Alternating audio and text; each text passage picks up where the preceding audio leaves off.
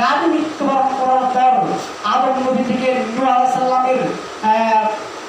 সালামের আসার মধ্যে ব্যবধান হলো ৬০০ বছর। সম্মানিত উপস্থিতি, এই নবী আদম আলাইহিস সালাম থেকে নূহ আলাইহিস সালামের মধ্যে যে একটা বিশাল ব্যবধান, এই ব্যবধানের মধ্যে ভেজাল। সম্মানিত উপস্থিতি, নূহ আলাইহিস সালাম পৃথিবীর বুকে আসার আগে তার প্রেমের মধ্যে কয়েকটি বুজুর্গের দিন ছিল, কয়েকটি নেককার ব্যক্তি ছিল। নেককার ব্যক্তি মানে সমাজে, আপনার সমাজে অনেক মানুষ দেখবেন সালাত আদায় করে, হজ করে, যাকাত দেয়, সব সময় ইসলাম মাইন্ডের লোক, সব সময় জিকির আজকার করতে থাকে।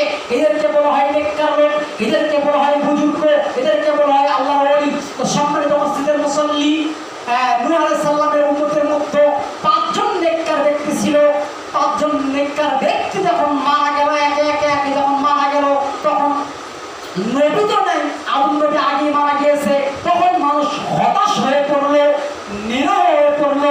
মানুষ এখন চিন্তা ভাবনা করছে, যে সমস্ত মানুষগুলো আমাদেরকে আদেশ করতো, যে সমস্ত মানুষগুলো আমাদেরকে নিষেধ করতো, যেরকম আমি আপনাদের মসজিদে এসে আপনাদেরকে কিছু জ্ঞান গর্ব কথা বলার চেষ্টা করি। তো সম্মানিত উপস্থিতি, নূহ আলাইহিস সালামের এরকম ৫ জন ব্যক্তি, উম্মতের ৫ জন ব্যক্তি মানুষকে আদেশ করতো, ভালো কাজ করার জন্য উদ্বুদ্ধ করতো, নেককার ব্যক্তি ছিল।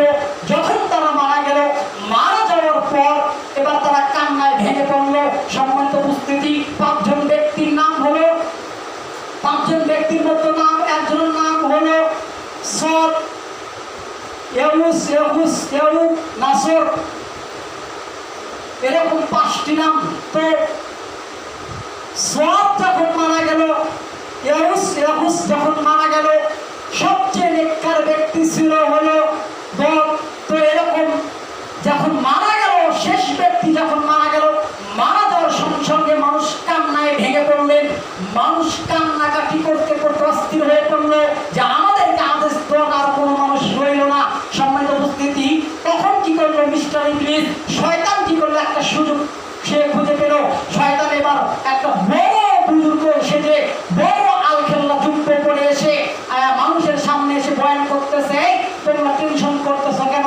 তোমাদের বাপ দাদা মারা গিয়েছে, তো কি হয়েছে? তোমরা কি করো, তোমাদের বাপ দাদার একটা ছবি অঙ্কন করো, তোমার বাপ দাদার একটা মূর্তি তৈরি করো, মূর্তি তৈরি করে রাখো, তাহলে তোমার লাভবান হবে। যত মানুষ আসবে পৃথিবী থেকে, পৃথিবীর এই প্রান্ত থেকে এই প্রান্ত পর্যন্ত যত মানুষ আসবে, তোমাদের বাপ দাদার মূর্তিগুলো দেখবে, তোমাদেরকে হাদিয়া দেবে, উপঢৌকন দেবে, তাদেরকে দেখে দেখে দেখে তোমরা ইবাদত করবে। সম্মানিত উপস্থিতি, দেখেন শিরক কিভাবে শুরু হয়, মূর্তি পূজা কিভাবে শুরু হয়, আপনাকে আমি বুঝাচ্ছি। যখন শয়তান এসে তাদেরকে বুদ্ধি দিল যে তোমরা এরকম মূর্তি তৈরি করো, তোমাদের সদ, নাসর, এদের মূর্তি তৈরি করো। তো শয়তান যখন কথা বললো, তখন লোকজনগুলো বেচারিকে কথা সুন্দর বলেছে, তাদের মূর্তি তৈরি করলে তো সমস্যা নাই, আমরা তো তাদেরকে আর সেজদা দেবো না, তাদের পূজা করবো না, মূর্তি তৈরি করলে সমস্যা কোথায়? সমস্যা নাই।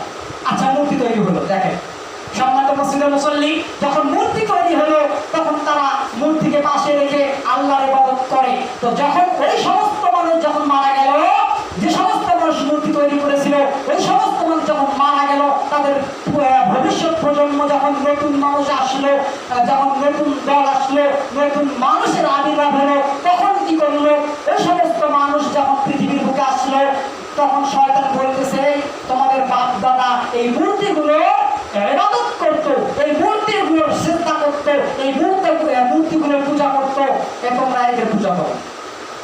প্রথমে কিন্তু মূর্তির তারা শিরক করে নাই, মূর্তির কিন্তু পূজা করে না।